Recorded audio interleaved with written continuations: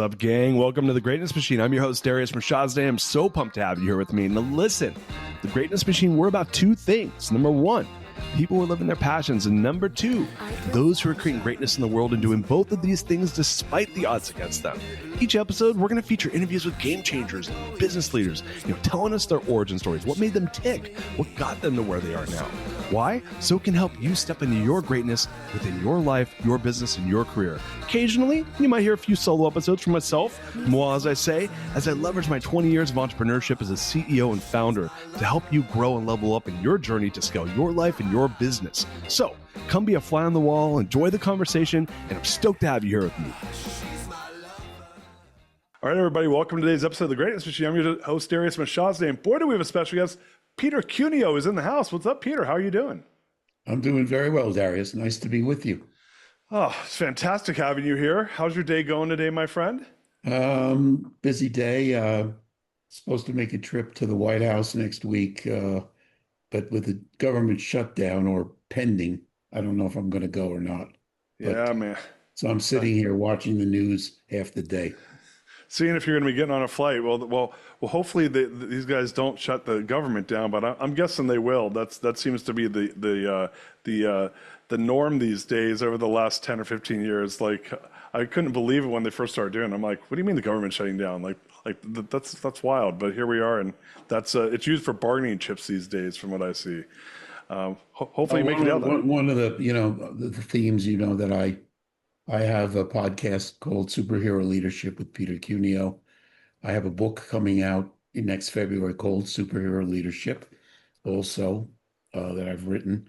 Got some other things going on, speeches, and of course, very happy to be with you today. But my theme on all of these activities is that we have less good leadership in the world than maybe ever in human history. I know that's a big leap, but it just seems awful every day. Just turn on the news.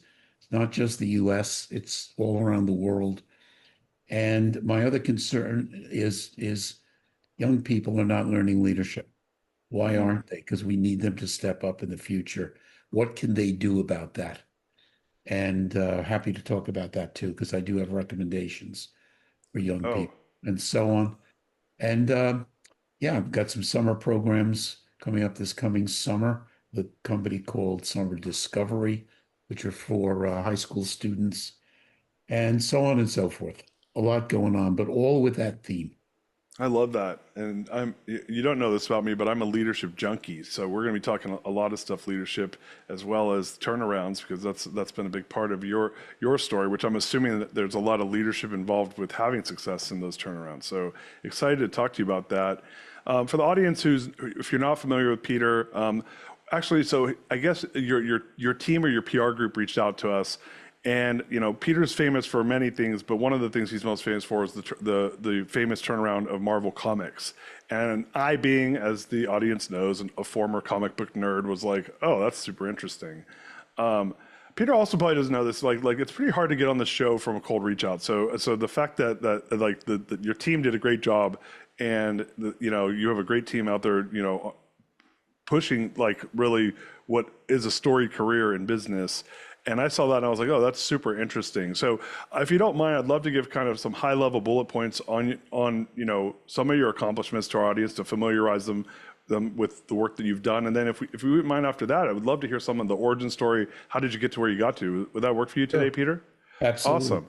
So you guys, we have Peter Cuneo here. He's a Forbes and Magazine and Business Insider called Peter one of the best turnaround CEOs in America. As I mentioned earlier, he led Marvel Marvel Entertainment's turnaround. As president and CEO, he guided it through bankruptcy and to global prominence with a $4.5 billion sale to Disney in 2009. Proven turnaround leader. Brands you're going to know of like Clairol, Black & Decker, Remington, Marvel. Also the founder and CEO of Cuneo & Company, an investment firm with major wins such as the 13 times return on the sale of Valiant Entertainment, a brand that is near and dear to my nerdy comic book loving heart. So I actually was like, oh, I know that brand. But man, I'm assuming you just didn't wake up one day and start turning around companies. Would love to hear some of your origin story. How did you get to where you got to, Peter? Well, I think I can start way back. I often joke with people that I was born with an adventurer gene. And of course, I wasn't born with it. It's not organic, but um, I was born into a family that were adventurers. Hmm. So a little bit, my mother and father were both give back people. My father was a lieutenant in New York City Fire Department. He also was a Navy officer in the South Pacific in World War II and in the Korean War. Um, he was an all-city basketball player at Stuyvesant High School in Manhattan. Hmm. He went to University of North Carolina. He was the sixth man, and they won the unofficial national championship in 1940. My mother was um, a, a, a, a an EMT for 30 years. Wow. The last 10 about she was because physically couldn't do it anymore. She was a dispatcher. And my mother, when I was a 15, 16, 17-year-old in high school, would come with the ambulance to our house. And she typically worked 4 to midnight, so it was after dark, load me in the back, and they would go out on calls, and I would just see my mother in action. I obviously wasn't doing anything except watching. And so I grew up with a very optimistic mother, a mother who took charge, who could deal with all manner of people in very difficult situations. And so this rubs off on you growing up. And my grandparents were immigrants from Scotland, from Italy, and from Sweden. And so they came and they made a life in the new country, which I think took a lot of courage for anybody who immigrated. And they persevered. They were middle class people and they did absolutely fine, but they were also could not sit at a desk like my parents. Their Hmm. nature was to get out there and do things. And so this is the atmosphere in a family that I grew up with. And so I was like that too, uh, and uh, and so on. So I think that's part of what got me going. But Wait, wait. Can I yeah. ask a question on that? When you talk about your grandparents being more on the like not sitting at a desk type people, what like what was and that being in their nature? How did they express that? Like, what were they doing? Work that was more outdoors? Were they like how did that come to life? Well, my father was, of course, a lieutenant in the fire department. His Mm. firehouse was Chinatown in Manhattan. He had the very bad fires, and he was running in the buildings with his men Oh fighting yeah. fires. That's Wow. hardly sitting at a desk, as you can No. imagine. And he loved the work. No, but he loved it. This is the thing. My mother, similarly, getting out there, when she wasn't in an ambulance, she was in emergency in the hospital, Mm. helping there. So they were always get out people. My mother was a great swimmer and diver, and with Olympic hopes. But World War II came along, and that died with that. But she was also very athletic, and so again, getting out there. My grandmother was a nurse. My mother's mother, was a nurse. My grandfather, Peter McLeod, who I'm named after, was I went around the world constantly, you know, looking to make his mark in and make a little fortune. And he actually, at one point, was mining for gold in what was then called Rhodesia, now Oh Zimbabwe, yeah. and he made himself a little nest egg. And his brother, unfortunately, was killed by the natives, and he didn't get married till he was 40. And my grandmother, the nurse, was 15 years younger than him. And, but my grandfather also, both my grandfathers met because they both worked for a guy named Vincent Astor in New York City. Vincent Astor was the richest man in New York City at the time, the Astor family. Right. And he had a lot of expensive apartment houses. He owned a lot of real estate. And they both were the superintendents of two different buildings that Vincent Astor had, high-end apartment houses. And that's actually how they met. Oh, wow. Two grandparents and in the same church. And then it's how my parents met. And that's why I'm here today. That's amazing. So That's, going back, it was, yeah. And so I grew up. My mother was extremely optimistic, told me I could do anything I wanted in my life.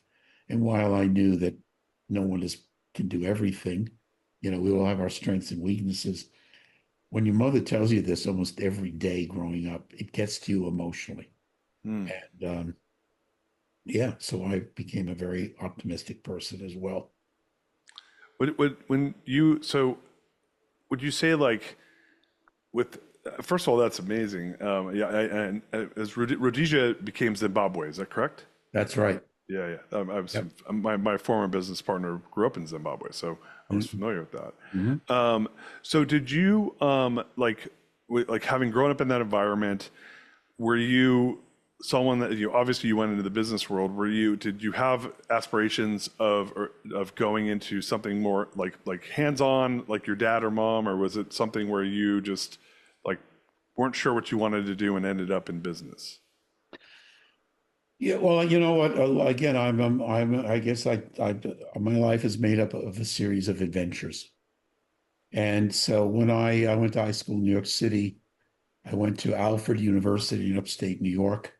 I was in majored in ceramic engineering and particularly glass science. Most people don't think of glass as a ceramic, but it's the biggest ceramic industry in the world.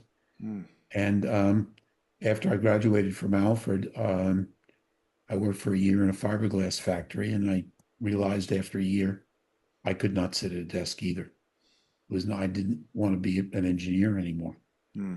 And so at the time, again, looking for something new and adventure and being frankly a little naive, I went in the US Navy as an officer and went to Vietnam to the war. And I did two tours in the war on a guided missile destroyer. My first tour, I was damage control officer. Second tour, I was communications officer. And in the Navy on a ship, if you're what they call a surface warfare officer, which is what I was, not only do you have your functional job, which I just mentioned, but you also have the job of learning to drive the ship, to have what's called the con, which stands for control Hmm. of the ship. The captains are far too busy to be worrying about telling the engines what speed to take and the helmsman what course to take. You have highly qualified officers called the officer of the deck that do that, but it takes time. It can take years to get qualified. I was on my second deployment. I was the officer of the deck, one of the officers of the deck qualified. And so, yeah, needless to say, I started to learn a lot more about leadership than I ever knew before in combat in the war for obvious reasons. And I was very lucky because I have to tell you, in my life, I every once in a while come across people who believe more in me than I believed in myself. And Hmm. I wasn't, as I said, a pessimistic person. But we always grow up thinking we have certain limitations. And sometimes it's because people tell you you do. Sometimes you form that yourself. But um, when I was getting out of the Navy, the captain of my ship said, I have great news for you, Cuneo. The Navy wants you to stay in and make it a career, 20 years, and we're going to give you a commission like the people who graduated from Annapolis. I went to officer candidate school 4 months when I was an officer.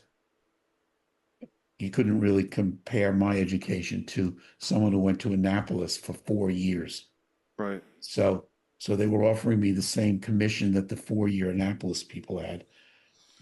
But my wife, I was recently married, and she knew that if I stayed in the Navy, I'd be at sea 6 months and she'd be raising kids by herself. And she wasn't happy about that. And I loved her just a little bit more than I love the Navy. I really like the Navy a lot. But so I told the captain I'm going to get out. And he said, well, what are you going to do? And I said, I don't know, get a master's degree in something. I hadn't really thought about it much. And he said to me, Cuneo, you should go to Harvard Business School. Wow. You don't know how good you are. And I said to him, I didn't even know Harvard had a business school. I'm not Ivy League material. I grew up in this middle class family.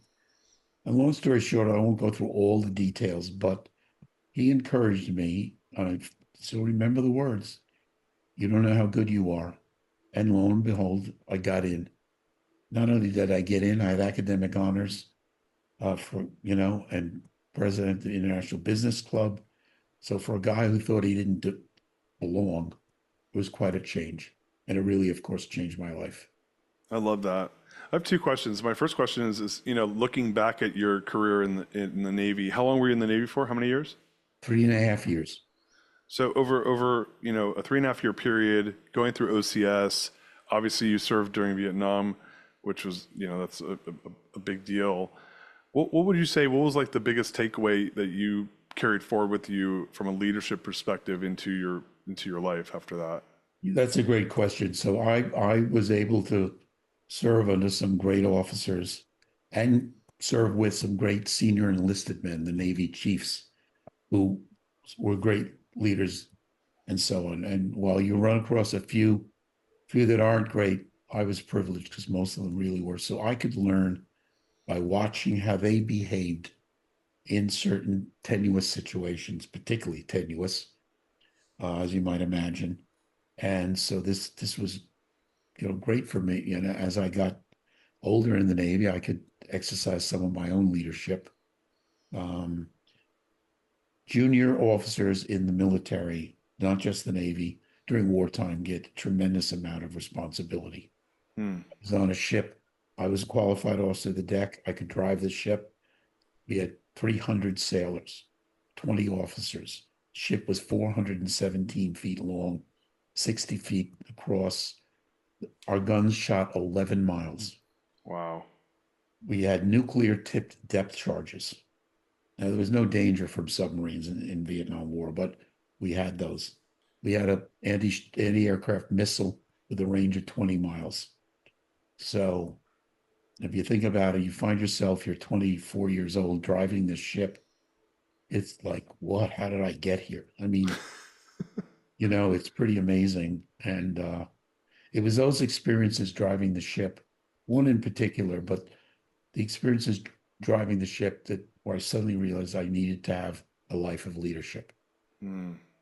That's a really beautiful gift. And like fast forwarding, obviously having someone believe in you more than you maybe believed in yourself at the time, and to take that advice was a huge gift.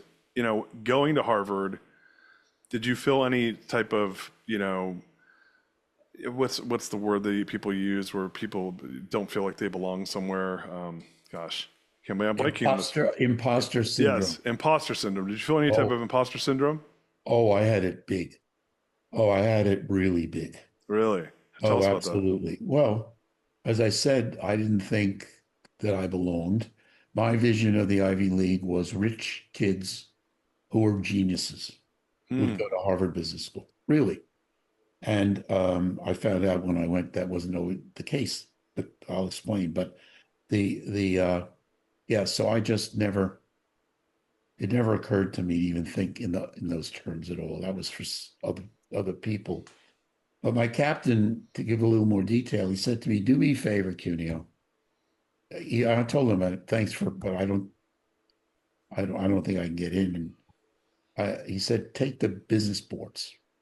Hmm. And I got a very high grade. And I was always good on these tests for some reason. I don't know why. There's a knack to taking them, I guess. But so then he said to me, "Well, you've got to apply." And I'm thinking, I'm not getting in, but I love this captain, one of the heroes of my life, a real mentor to me. And I'm all right. I'm going to apply just to make him happy because, but I'll never get in. And and basically I had to fill out the form. I had references from admirals who I'd never even met, which he arranged. Wow. I eventually met them, but after they sent in letters of reference. The Navy was very good to me.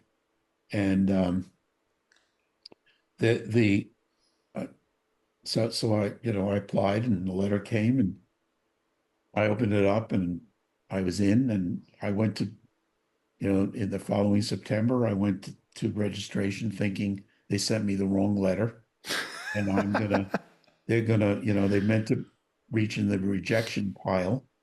And I don't know, something happened and this wrong letter got mixed in. And when I showed up, they wouldn't have, they were going to say, we don't have any package for you. Who are you? I really thought that could happen. And well, they had a package for me. And after a couple of months there, I realized that I belonged there, That's that amazing. I could get do well academically and be a student leader. And the biggest reason, one thing I'll say about at that time at Harvard Business School, the students, they were, yeah, they were certainly intelligent, but they weren't geniuses, But here's what they were. They were really driven. Mm. They were goal oriented, and that's what made them what they were. It wasn't that they were from rich families. Many were not. It wasn't that at all. It was just that they were driven to accomplish certain things. And I was older because I'd been in the Navy. Back then, most of the class came directly from undergraduate school. So while I started at Harvard, I was 27, Oh, wow. Okay. and the average student was 22. So naturally, I would come across as a little more mature than them, and I'd been in a war. So that certainly helped me with the grades as well. That's a really interesting story. It's funny. My first introduction to it was graduate Ivy League was well, I had two. And I think there's a difference between graduate and undergraduate. Obviously, graduate school people are coming out of undergrad, and I guess nowadays you have work experience. But Yes. mine was I studied abroad with a bunch of kids from Dartmouth, and then I ended up working at the White House, and that was a lot of kids from Harvard and Yale.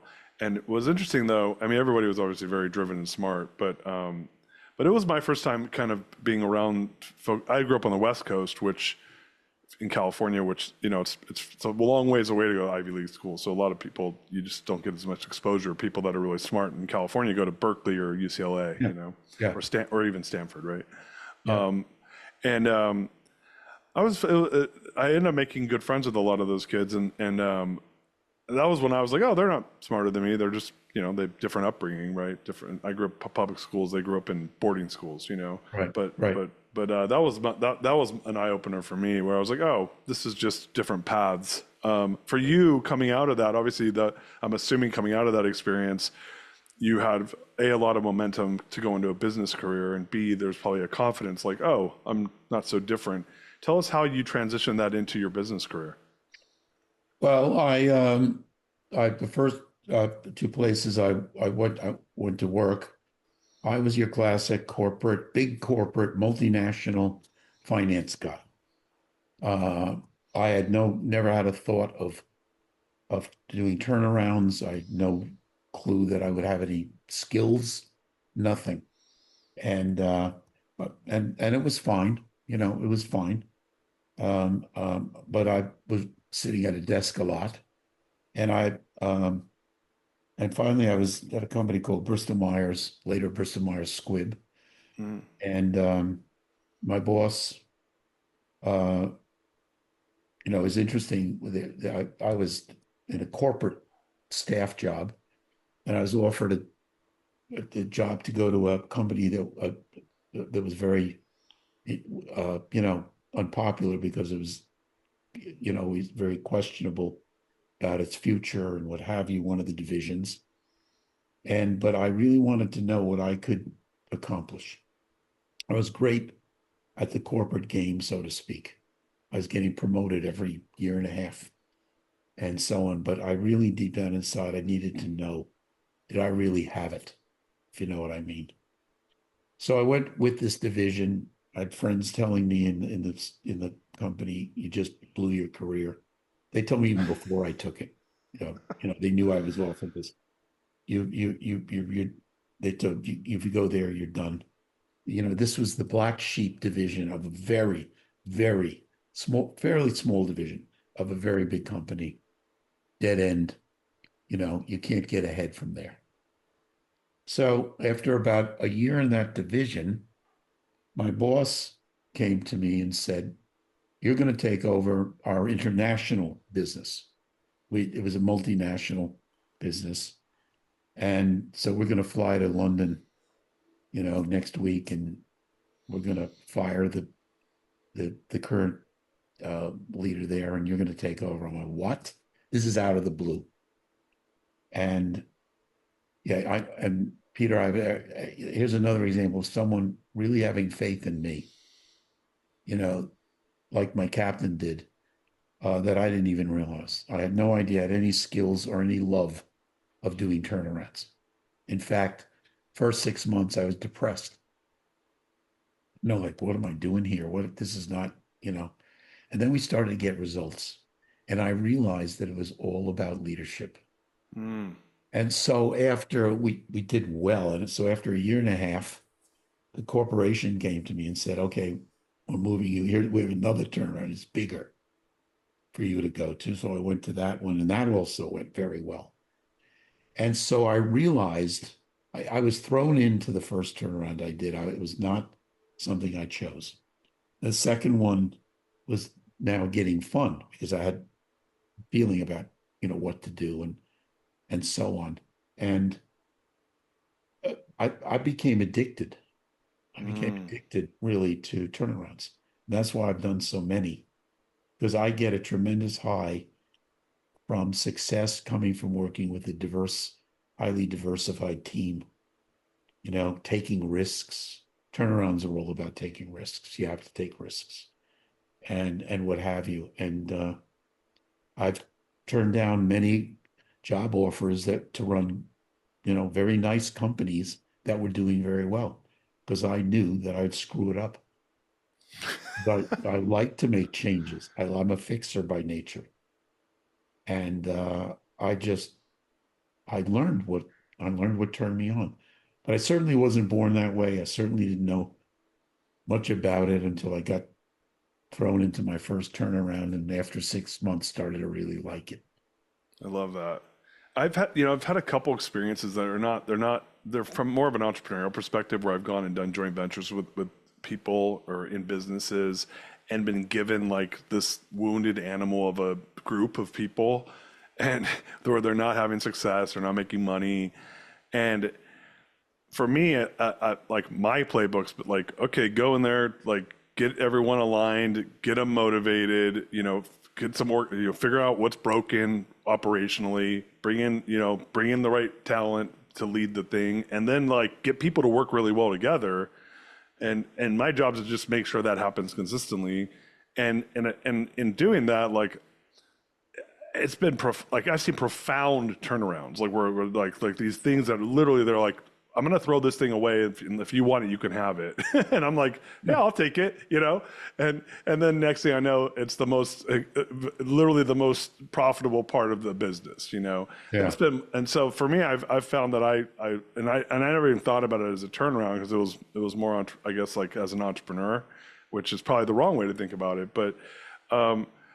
When you say like that was at least my experience, and so I always told my business partner, I'm like, man, I'd love to do turnarounds. I feel like that's like we should go buy businesses that are messed up, and I'll go fix them. But I'd love to hear like when you say like leadership is kind of like the secret weapon for you. Like, can you go into more detail on that? Well, I think that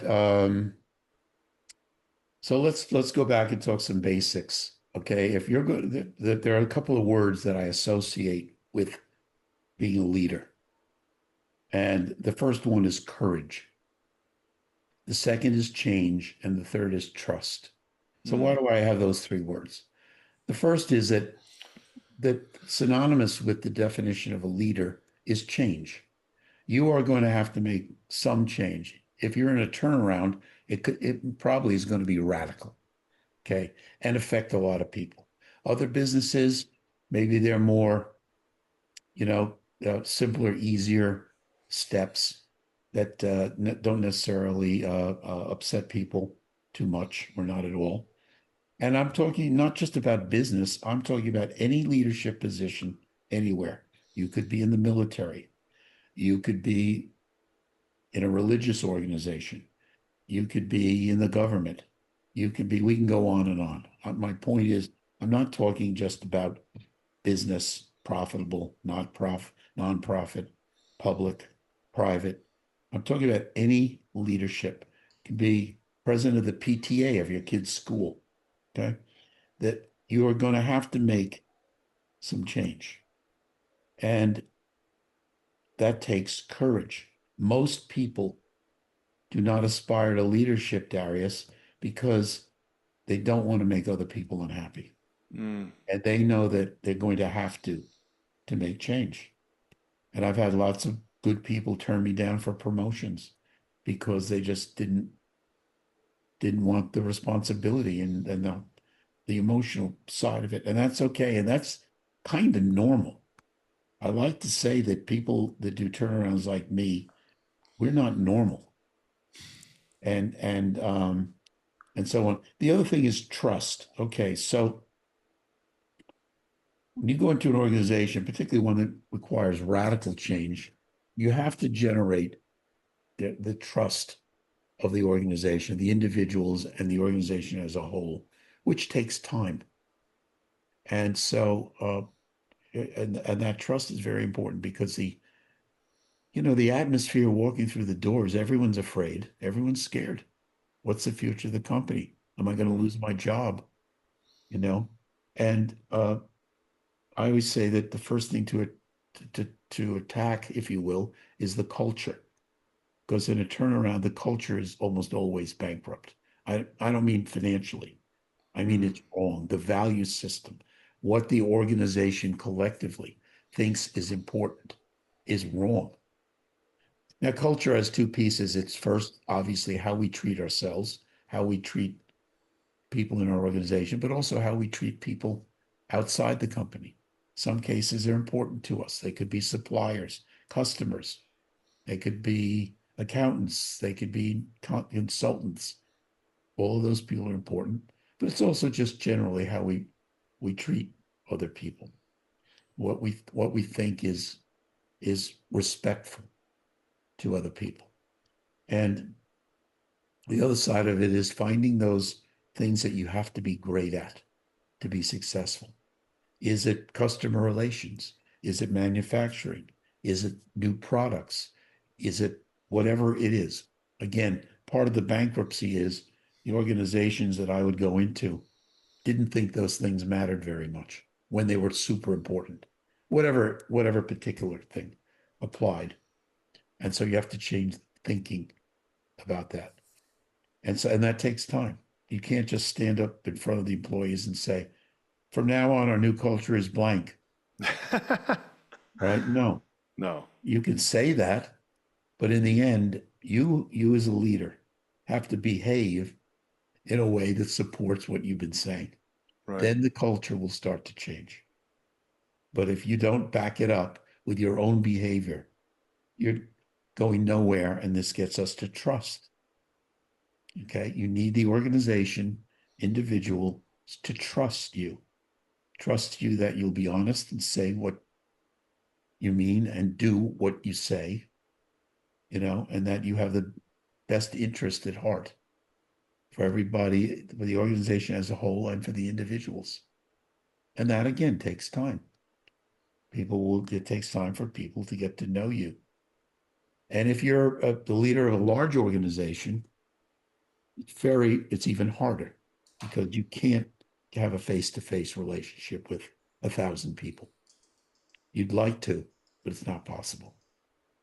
So communications become very important. Honest, regular communications that talk about the good things and the bad things.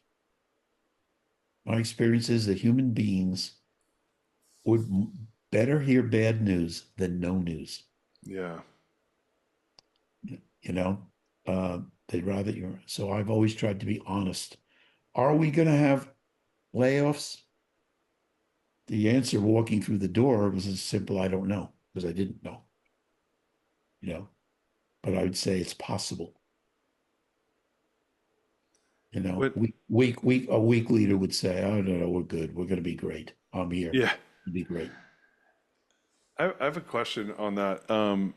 Just and you know, so you don't know this about me more than likely, but I was CEO of a company. I had 1,000 employees in my Hmm. business, and so and it was in a cyclical business, in mortgage lending and mortgage servicing. So Hmm. big highs, like we grow really quick, and then we would get crushed by the interest rate environment, and I'd have to lay Yep. off 300, 400 people. Yep. So I went through 7 rounds of that in my business, and Really.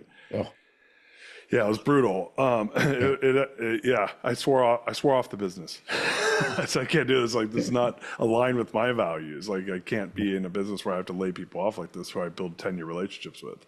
Right. But as you're saying that stuff, I was like having a little bit of like deja vu or PTSD of like my own experience of having to have those conversations with people. When you look at, I mean, there was 2 things that came up for me. Like, first of all, I think that like going into those environments, obviously there's a lot of you walking into a turnaround. I'm assuming to your point, there's a lot of stuff that's not working. The culture is bankrupt to your point. The leadership, the previous leadership, I'm assuming your new leadership owns that because as the leadership goes the organization. So they've created an environment. They've perpetuated an environment that's allowed things to break. You're walking into something that needs cleaned up. Do you like obviously, I mean, has there ever been a situation where you haven't had to lay off people like in a turnaround? Is that feels like abnormal to me? I would say that there have been situations where I had to lay off very few people, Got it. others where I had to lay off, unfortunately, a fair amount. Part of the solutions in some of my turnarounds was to move manufacturing from the United States to Asia. Mm, And that meant that a lot of people in manufacturing were going to lose their jobs. I think, though, that you talk about saving the business, competition is already there, and they've got same quality products being made at half the cost in the US. Well, you're yeah, not going to survive. your hands are But tied. that was not in a way, it's a, it was not a tough decision because it clearly had to be done. It was the right move strategically. But yes, it was a tough decision because you hate to bring all that unhappiness to a large group of people. Yeah, the other thing I was going to ask you is, in my experience of walking into environments where there's a former set of leadership, it's a bankrupt culture. There's a lot of issues going on.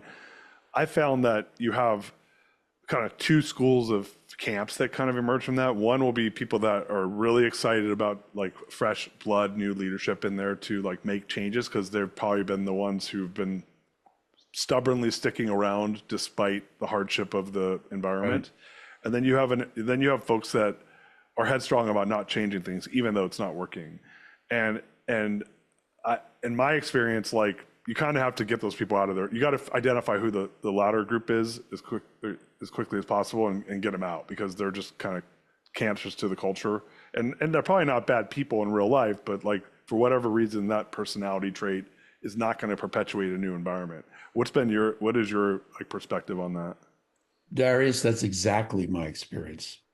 And I think that those people are cancers. And I agree with you. They're not necessarily bad people, but for whatever reason, they can't make the trip. They can't, and they have to go. And the Yeah. quicker, the better. And so, because they are a cancer and they will pollute the rest of the employees. And so, while it may sound ruthless on my part, the reality is, and I'll give a little try to changing people, of course, but you always know there's going to be some people you can't change. And once you've identified them, they have to go. Yeah. And actually, it's like pulling a tooth. Okay. You got a bad tooth. You've been putting off going to the dentist to get it pulled.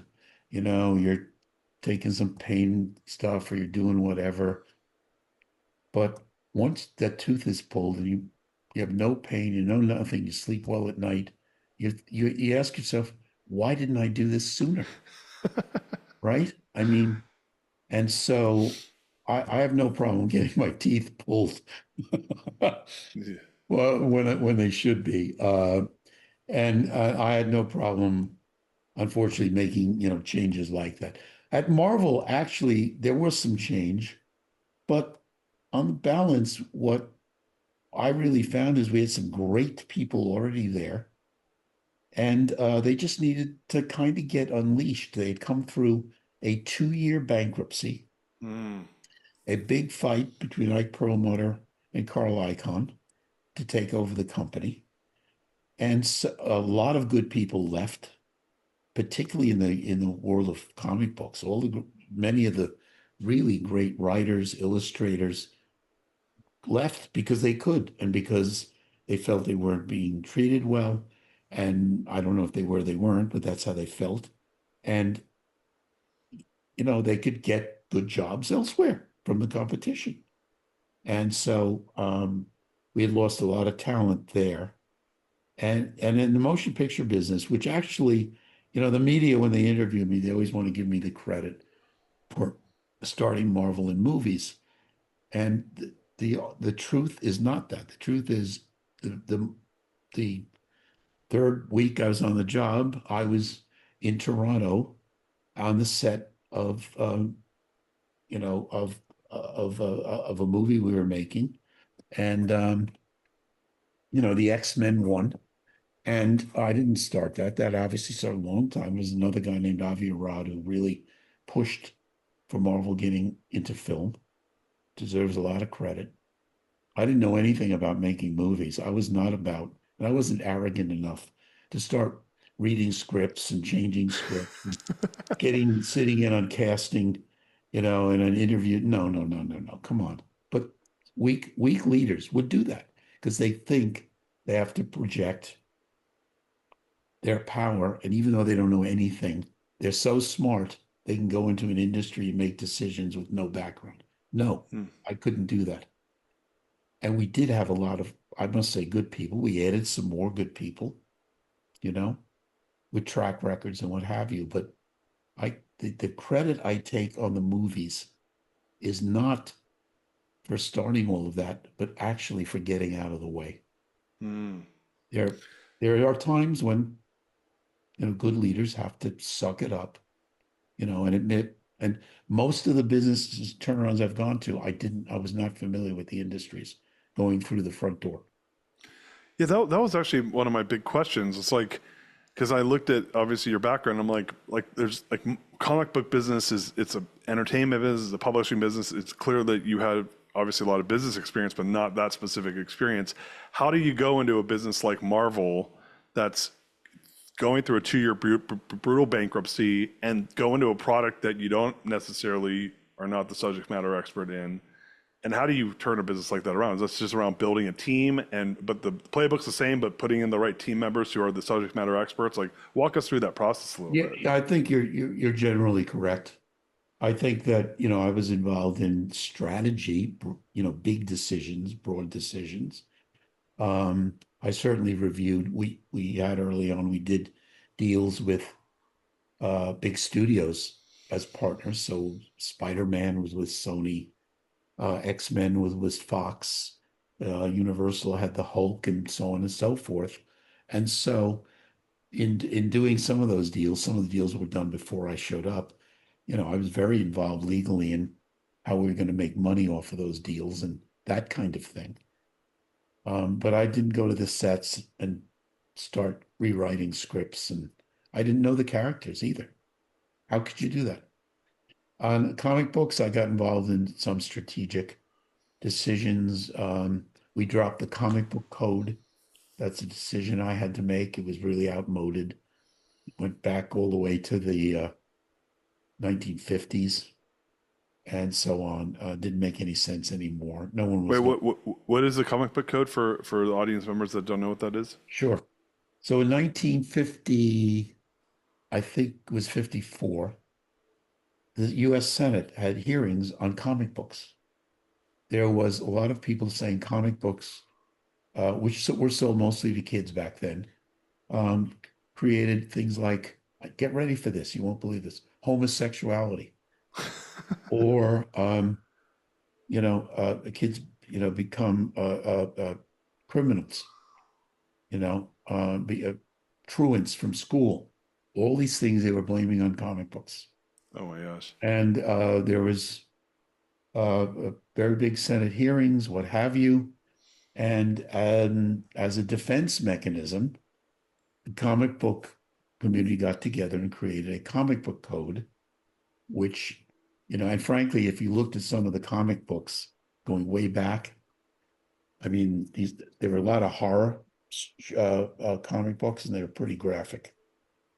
And the women were usually running around half naked, and that had to change. That's something that did have to change. And so the industry created a comic book code.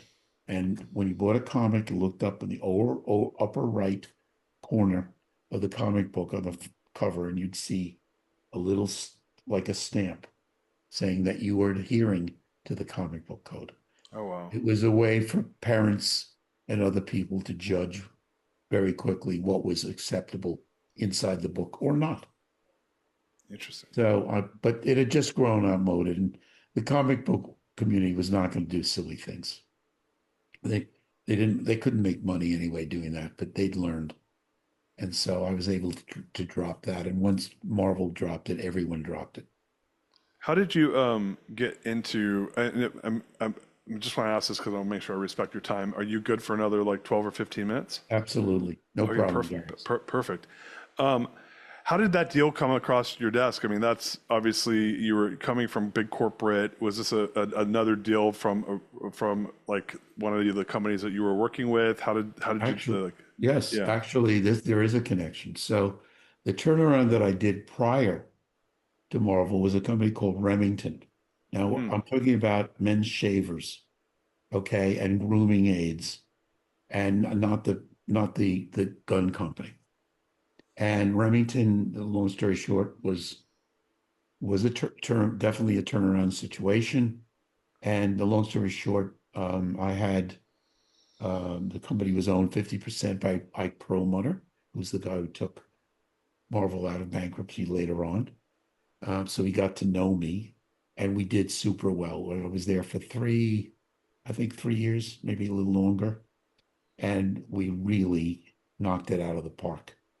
And so he had seen this, and some of the people on the board at Remington also, I ended up I put on the board of, or were already on the board of Marvel. So they had seen me in action. And so when Marvel had just emerged from bankruptcy after a couple of months, I got a phone call, help, we need a CEO. So that's how I got to Marvel. It's because Interesting. I've been successful and made a lot of money for the principal owner of Marvel, Mike Interesting. Perlman. So you were there as the CEO for a couple years, and then you transitioned to the board. You brought in another CEO to run the business. Tell us a little bit about that. Well, I typically look after 2.5 years. If you go back and look, we're a public company, New York Stock Exchange, so you can look at the numbers. It was clear that the turnaround was complete. We were really doing well. We're really doing well. And I went to the board and said, me, it's probably time for me to go. Because I'll get bored here. Things are going too well. The board did ask me to stay for one more year because they wanted to figure out who could be the next CEO, which I agreed to do because frankly, it was so much fun. So I was CEO, I think, for, yeah, 3.5, almost 4 years. And then we found a new CEO, and I became vice chairman of the board. And one of my jobs as vice chairman was investor relations. And so that was a lot of fun too, as you might imagine, talking to investors. But occasionally, even so, they would question what we're doing. In 2006, we created our own Marvel studio. We had been partnered with the big studios before. Now we're going to make all the films not all the films, but most of them, ourselves. And a lot of the investors, remember, we're a public company, New York Stock Exchange, thought we were crazy. How could little old Marvel do, do movies better than these big studios? And I was telling them we're going to do them not only better, but we're going to make them for less money. Mm. And I was explaining why, and they just couldn't buy it. And of course, in 2008, the first film came, which was Iron Man, Oh, wow. Iron Man 1. And Iron Man 1 was a gigantic hit. And so we proved, to the street. So nobody questioned us No, no, after that about having our own studio.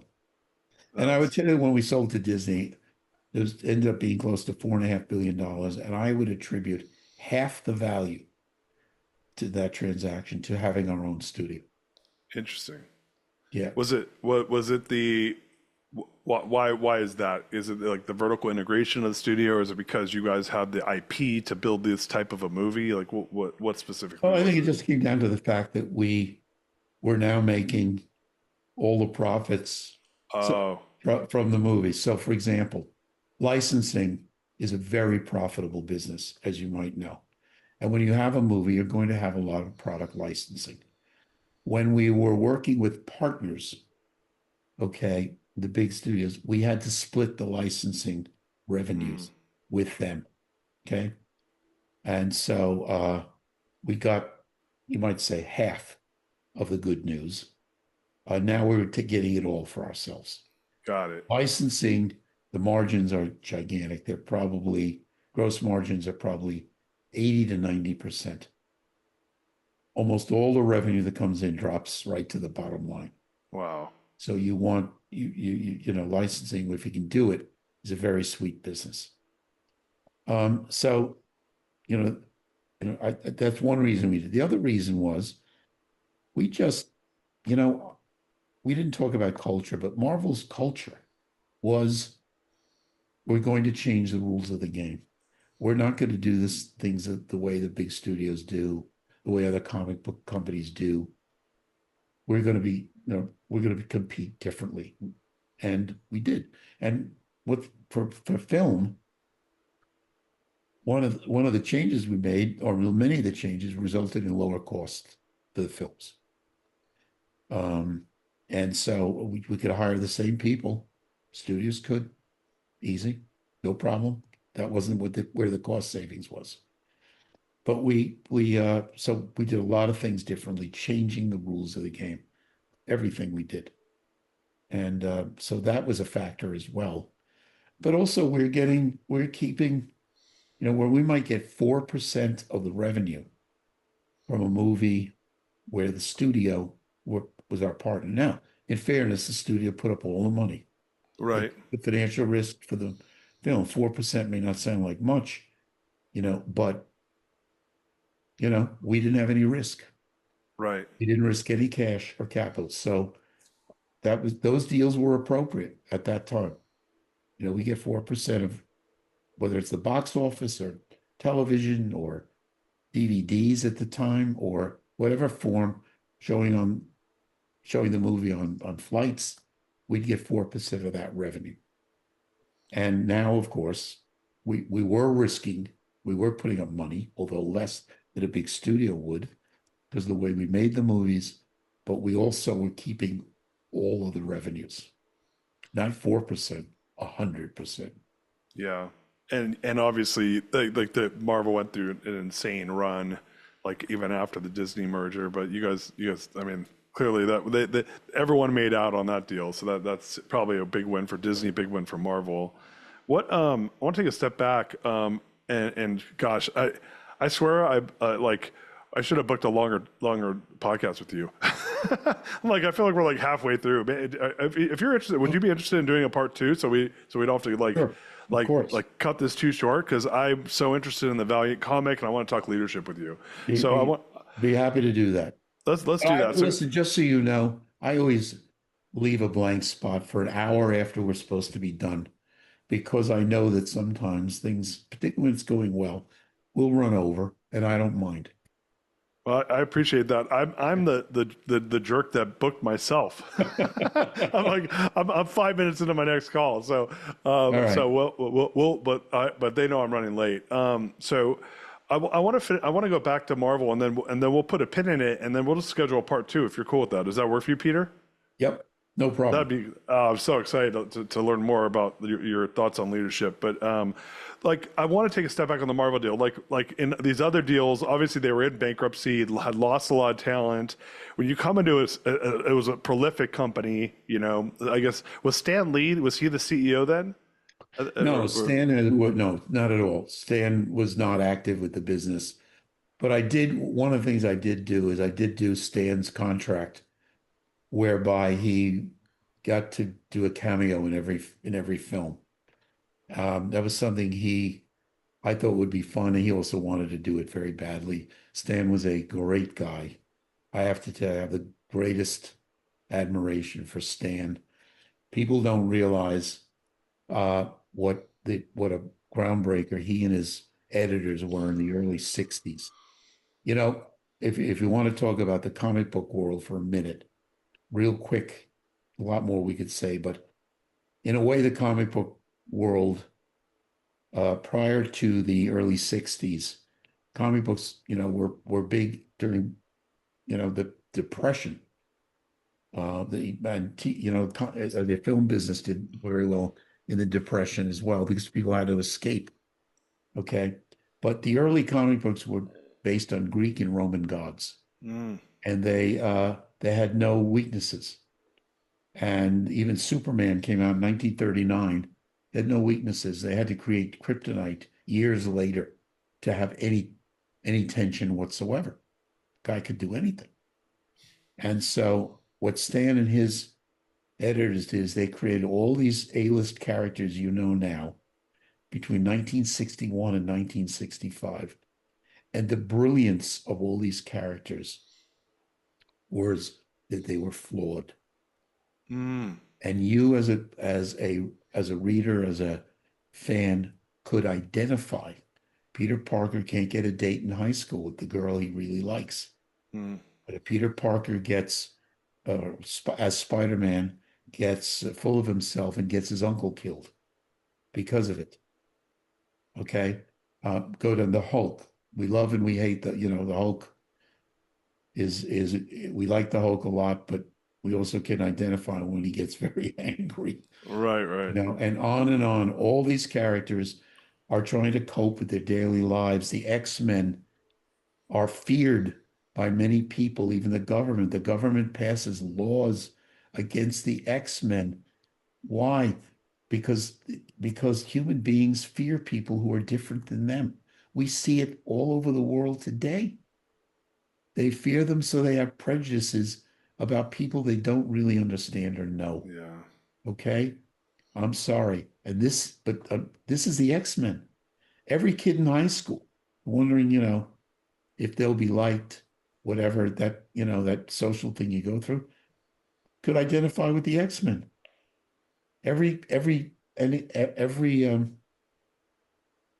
Any minority group could identify with the X-Men. Misunderstood. People were afraid of them. People did bad things to them because they were afraid of them. Okay. And so, but they persevered Mm. and we can go on and on and on, all the characters. But the idea was that the fans could identify with their favorites because they had flaws and they were trouble coping with their professional, their personal problems every day like we do. And, you know, they weren't omnipotent. They weren't, you know, they had, and that was the brilliance of Stan and his, and his other editors. They were just incredible. So when you look at that turnaround, when you came in there, I mean, it sounds like in a lot of these other turnarounds, maybe that you had to, rethink manufacturing, you have to go in there and, optimize the operations, get the leaders to, build a build a culture that people is sticky and that people can get around. What was if you had to name like the top two or three priorities that really moved the needle? Obviously, there's like the movies, and that seemed. But what was it that was? How can something go from almost bankrupt to like a $4.5 billion exit? What was the number one thing that was going wrong, and that you guys really turned around there? Well, I think that what was wrong was simply the hangover from going through bankruptcy. Oh, okay. Okay, and the culture. Okay, going through bankruptcy is like going through chemotherapy, really. And very often, what happens, you come out of it and you're supposedly cured, but the reality is, your financial situation is only what the creditors would agree to, not necessarily what's right for that particular business. And so you have to fix that too after you come out of bankruptcy, which we did. It's a whole nother story we can talk about another time. But there are all of these things. It's the hangover, it's the fear, it's getting a talent back that left you. And I couldn't take credit, particularly in comic books, for that. We had a guy, Joe Casado, came in as editor-in-chief, did a great job he knew how to talk. Well, he was a comic book writer and illustrator himself. So he knew how to talk to the people that had left to get them back. I couldn't. To them, I was just another suit, right? No, really. Yeah, no. I'm sure you were. And so, but I was. That's what I was. Yeah. Bean counter. So I depended on other people like Joe to start bringing in. I would say after 3 years, we'd gotten back just about all the talent. Wow. And that's what when I came to the company, our market share in comic books was 23%. DC was much bigger than us. In 2006, when we started Marvel Studios, our market share was 50%. Wow. Of comic books. That's called talent. And that all goes back to the people that came back with the company, the talent, and also the people in our company that attracted them. They deserve the credit. I love that. Peter, I'm so excited to continue this conversation. I'm bummed that we got to end it here, but looking forward to part 2, and we'll get to dig in a little more into the Marvel story and as well as the Valiant story, and we'll get to talk some leadership. You down with that? Yeah, and I'm good. And I just want to plug before we go, if I can, our please. Podcast, Peter Cuneo, Superhero Leadership. We just finished season 2. We're very happy with that. So we're talking about leadership in general, but obviously Marvel comes up. The book will be out, also called Superhero Leadership, in February, which I'm looking forward to, and got a lot of other things happening. And I want to thank you for having me on. Really, Darius. Oh, I appreciate it very much. You guys, go check out Peter's podcast, and looking forward to that book. And we'll look forward to part 2. We'll make sure we put all this stuff in the show notes. And looking forward to us continuing the conversation. Till next time, everybody, peace out. We love you. Look forward to part 2. Thank you. Bye-bye. Thank you. Thanks, guys. She's my lover. You are listening to The Greatness Machine, and that's a wrap for today. Listen, if you love what you heard, subscribe to the show on whatever podcast platform that you're tuning in on, so that you don't miss any of our future episodes. We have tons of great people coming on, and we're stoked to have you here to enjoy it with us. Leave us a review. Tell us what you love most about this particular episode. We love getting the reviews. We love to see what you guys love most. And if this particular episode, made you think of someone who's leveling up in their business and in their life, print screen, share it with them. Leaders are the best givers, and after all, we're all here to support and grow with each other. And in case you want to see some of the fun behind the scenes shots or some of the things that we're doing, I'm actually writing about this in my weekly newsletter. Go to www.therealdarius.com and subscribe to my newsletter. We're talking about fun things like business and life and mindfulness and cryptocurrencies and gosh, I don't even know, everything and anything, but it's tons of fun stuff I write about. I try to get it out on a weekly basis. You can subscribe at www.therealdarius.com. And with that said, look, thank you guys so much. I appreciate you. I love you. Peace. We're out of here. See you guys on the next one. She's my lover.